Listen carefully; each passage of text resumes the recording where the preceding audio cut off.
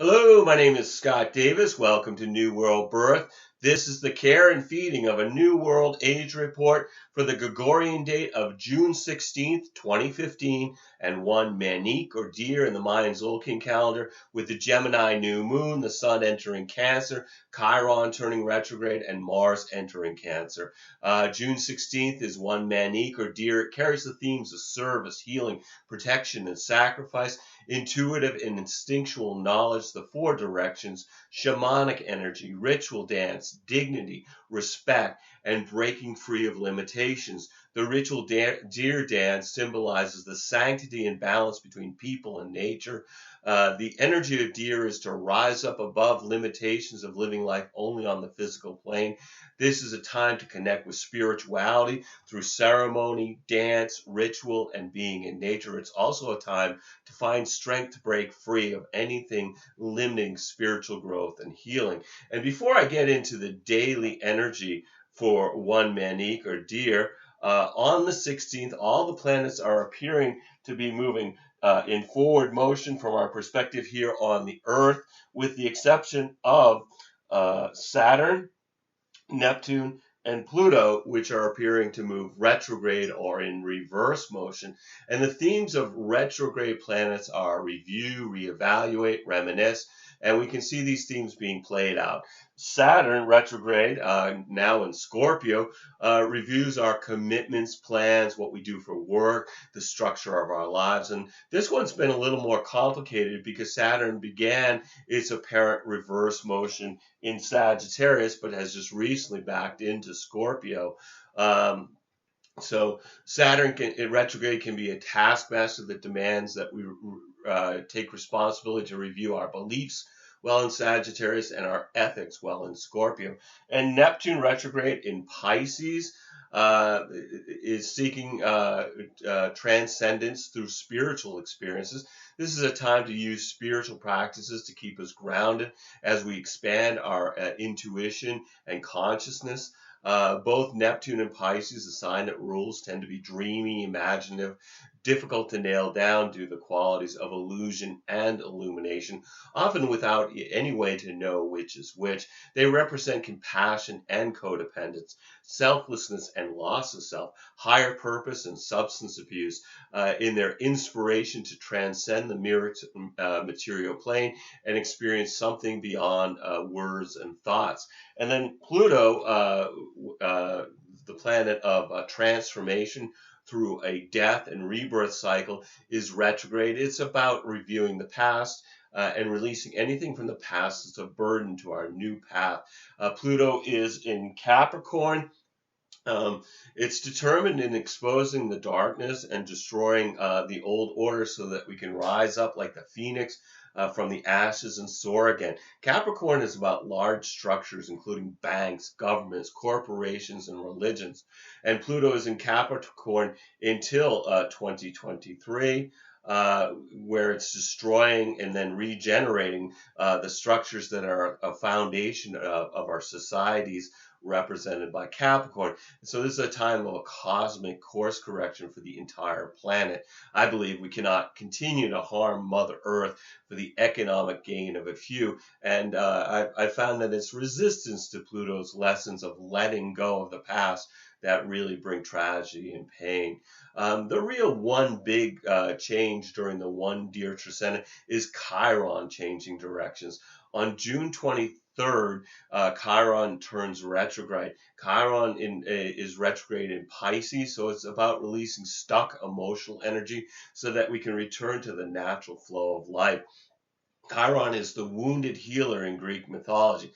He was the teacher, healer, and astrology to the gods. And he was abandoned at birth because his mother objected to her son being half man, half horse, which was his first wound. And when he was teaching Hercules to use Hydra's blood as poison, Hercules mistakenly hit Chiron in the leg with a poison arrow. But because Chiron was an immortal, he didn't die. He really just suffered pain of his wounds every day of his life. Chiron eventually traded his life to have Prometheus released from his imprisonment for stealing fire and giving it to the human race. Retrograde Chiron is about reviewing our wounds so that they can be released by having the courage to open our hearts to any fear or pain associated with the past. When Chiron is in Pisces, people are willing to sacrifice their individual pain in hopes of finding bliss in universal consciousness. At its worst, this can be manifest in folks justifying their victimhood as some form of martyrdom. This should be transcendence and surrender without losing ourselves in the experience. The last time Chiron was in Pisces was from 1961 to 1968, which was also the time of that Uranus and Pluto were merged in Virgo, planting the seeds for the squares between Pluto and Uranus that we just finished having the exact alignments of earlier this year, but whose influence we will be experiencing for years to come. Of course, at this time, at the time of the last transit of Chiron through Pisces, there was a growing drug culture as people were looking for a shortcut to transcendence. The retrograde aspects bring a longing for lost loves and the memories of our losses, encouraging us to return to look at our core wounds and bring them to the surface so they can be healed. Another trap of Chiron and Pisces is codependent relationships where we focus on healing others rather than ourselves. Chiron will turn direct in November, so this is a time of exploring the depths of our psyches, and it's going to be with us for a few months to come. So let's take a look at the daily vibrational energy of this Trecena. June 16th is one Manik, or deer, which is about unity experience through being of service to others in the Mayan Zolkin calendar. On the 16th, we've got the Gemini New Moon. New moons are times of new beginnings, and in Gemini, it's about shifting and changing through thinking and communications.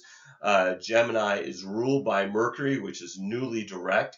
The new moon brings a push to implement the course correction we became aware of during the retrograde period, with ideas, new perspectives, and new information beckoning us to learn about ourselves and our environment. New moons bring an opportunity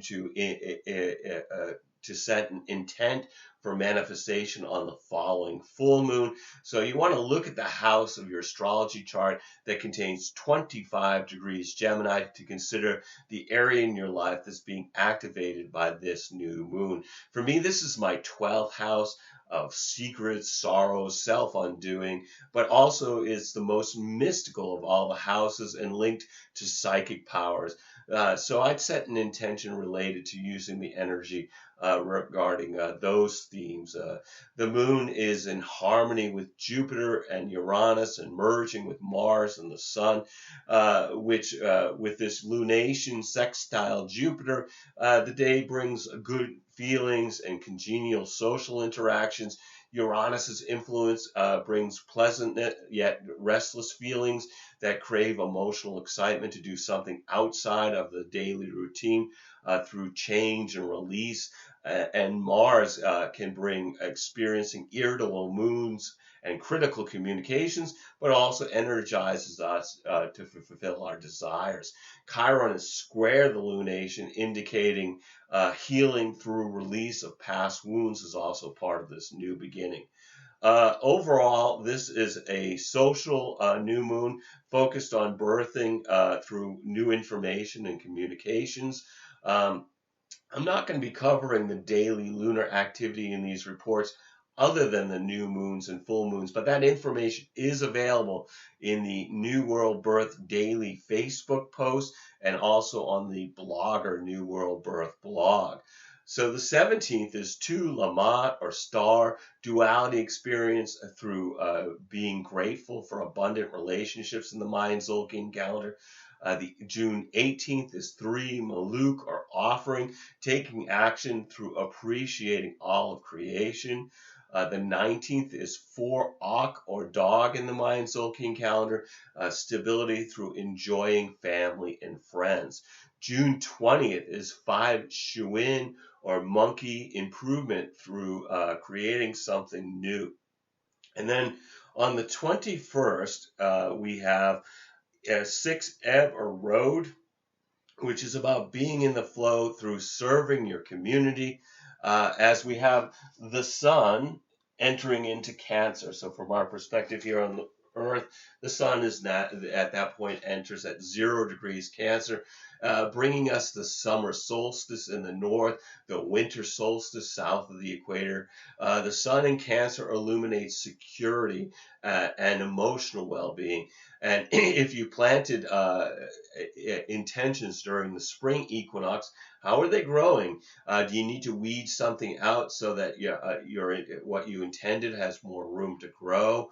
And the charts for solstices and equinox have been long used to forecast the energy for the coming season. And so here, when we look at this chart here, this is the chart of the summer solstice. And right here we have the sun at 0 degrees Cancer. And this shift happens at 12:38 p.m. Eastern Daylight Time. The moment the sun begins in Cancer, we've got the moon right here, and also Mars here, and Saturn down here, all in the final degrees of the sign that they're transiting. This is significant in that this tends to bring the energy for completion into this new beginning.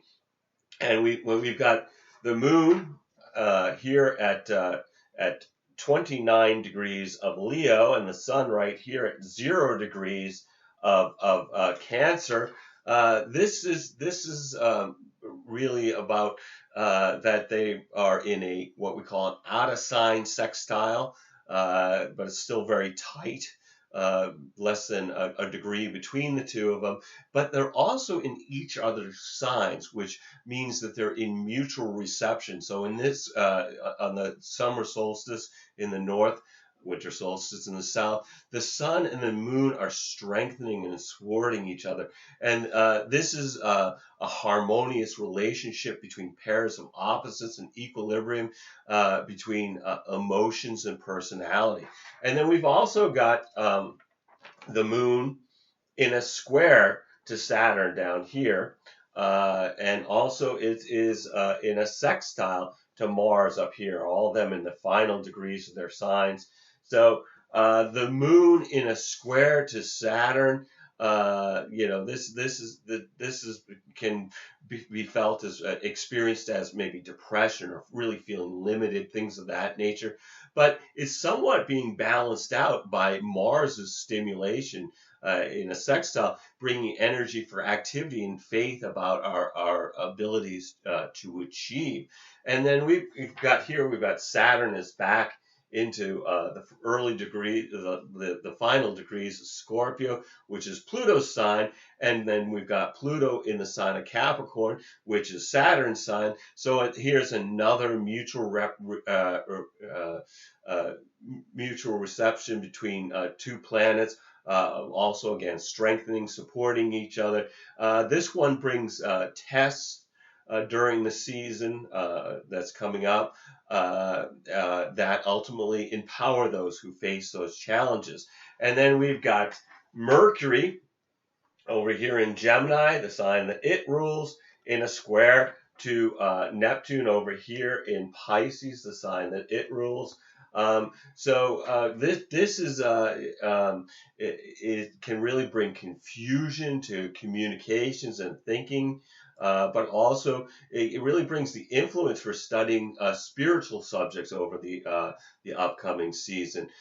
We may become aware after the season, once we get into the fall north of the equator, or the spring south of the equator, that the secrets and controversial information that were withheld should have been shared because their absence led to confusion and quite possibly manipulation. We also have the two planets of freedom and liberation. We've got Uranus here and Jupiter in over here. And these two planets are in a trine, a very favorable 120-degree angle to each other. And so in a trine, the meaning that in the upcoming season, there's going to that this aspect brings expansion and confidence to imagination and innovation that leads to change and liberation of our authentic selves if we can remain flexible. People are more open to new ideas that may lead to diverting from the path that has turned into a rut. This transit can bring sudden surprise opportunity or some sort of new chance that may be beneficial. The elemental influence of the solstice chart is really it has most of its emphasis on fire and water, with air being represented by just two planets and only Pluto in the Earth sign, indicating that being grounded will be more challenging during this upcoming season. These planets are in the final degrees, bring a sense of urgency as the past needs to be released to create fertile ground for new beginnings represented by the sun entering into Cancer. Individuals, groups, and couples will awaken to this clock ticking to make critical changes, particularly related to the Saturn in Scorpio, because once Saturn re-enters Sagittarius in September, that door will close for several decades. So this intensifies the pressure for transformation in reviewing their own shadow and releasing the past that ultimately empowers the individual. What we see is that during the upcoming season, we'll experience a polarity between the drama of the global and outer world while finding solace and support in our local communities and personal relationships. And on June 22nd, it's 7 Ben or Reed or Corn in the Mayan Zolkin calendar, which is about reflection through maintaining the home, which of course it mirrors the Cancerian energy of the sun. And then on the 23rd, we've got 8 Ish or Jaguar, balanced through enjoying nature, while we have Mercury in a square to Neptune. So from our perspective here on the Earth, again, this is a 90-degree angle, which again can confuse communication, but also favors creative and spiritual activities. Watch out for exaggeration and boasting, and some will even cross over into outright lying.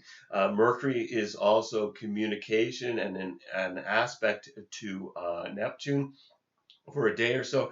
We have the potential for confusion about the details of mundane daily events, but it's a wonderful potential to connect with the spiritual realms through being in nature, meditation, and immersing ourselves in inner work. But it also favors creativity and imagination. Overall, it's best to carefully formulate exactly what you wish to communicate, because if it could be misunderstood, it probably will. Daydreaming is to be expected under this influence. So it's not a great day for negotiations or signing contracts, as these activities will not be clear under this Neptunian fog. Also on the 23rd, Chiron turns retrograde, which has us reviewing our wounds so that they can be released by having the courage to stay open in our hearts to any fear or pain associated with our past. If you find yourself recalling painful events or situations between now and when Chiron turns direct, November 27th, it's advisable to try to remain conscious while dealing with these uncomfortable feelings, as they'll reveal a path to healing and letting go of letting go of whatever it is that no longer serves us in our upcoming journey. June 24th is one Man or Eagle, which is about patience being experienced through seeing from a higher perspective. And at this point, we've got Mars moved along to entering into Cancer. and which is kind of a challenging placement for Mars. It's said to be in the sign of its fall because Mars is exalted in the opposite sign of Capricorn. So Mars in Cancer, this may affect people in being more intensely emotional, moody, and frustrated. Mars is a planet action. It's kind of inhibited in Cancer's sensitivity and consideration for others, particularly family members. This could also bring disturbances and arguments with those close to us. Possibly even increasing domestic violence in families where aggression does not have a healthy outlet. Physical exercise and activities related to home improvements and do-it-yourself projects are really favored while Mars is in Cancer. And it enters into Leo in August 8th, I believe. It'll be in Cancer for all of July. On the 25th, we've got 10 key or wisdom manifestation through introspection, meditation, and forgiveness in the Mayan Zolkin calendar. June 26th is 11 Kaban or Earth, resolution through gratitude for Mother Earth. The 27th is 12 Etsnob or Flint, understanding through being service to others in the Zolkin calendar. And then on June 28th, we've got 13 Kawak or Storm, movement to the next stage through recognizing the gifts in adversity in the Mayan Zolkin calendar. So no matter what the energies that are affecting you during this one dear Trecena, take some time to be in the flow of the planet by being in nature or watching a sunrise or a sunset, communing with the stars, being conscious of the moment through introspection, meditation, and being with somebody you truly love in a conscious way. Every day is a blessing, no matter what the dramas that beckon to distract us. We're all here giving the performance of a lifetime on this world stage. Just take some time to observe the play as well as act your part by remembering you're a spiritual being that's having a human experience. I want to thank you for checking out New World Birth. And the next segment of the care and feeding of a new world age will be on June 29th for one Ahau or Sun with the Capricorn full moon and Mercury entering into Cancer. And you can check us out on Facebook, YouTube, and the Mayan Magics website. And I sure encourage you to share this information as text or videos as widely as you choose. And as always, I invite you to contact me at newworldbirth@yahoo.com if you have any questions or you wish to schedule a reading. And I am providing readings and wish to make this service available to the greatest amount of folks. So I actually have three different options with 3 levels of compensation. So if you've been thinking about getting a reading, please contact me. I would love to provide you a reading during these uncertain times. You'll need to be able to either call me in Maine in the USA, or we can connect with Skype to receive your reading. We're also accepting donations to keep these reports freely available, and just contact me at newworldbirth@yahoo.com, and I'd be happy to tell you how you can make a donation. Again, a reading is a great way to make a donation, and my readings are actually, I don't think anybody else does the type of reading I do. The second 2 options, I offer, first of all, a human design reading, and I use that to talk about who is the person, what's the character of the person, what's that person about, what are the energies that affect that person, and then it's sort of, you get 2 readings for one, because the second part of the reading, I use the astrology transits to talk about, well, what are the events that are going on for that person at the time of the reading, So this is kind of like if you were a playwright.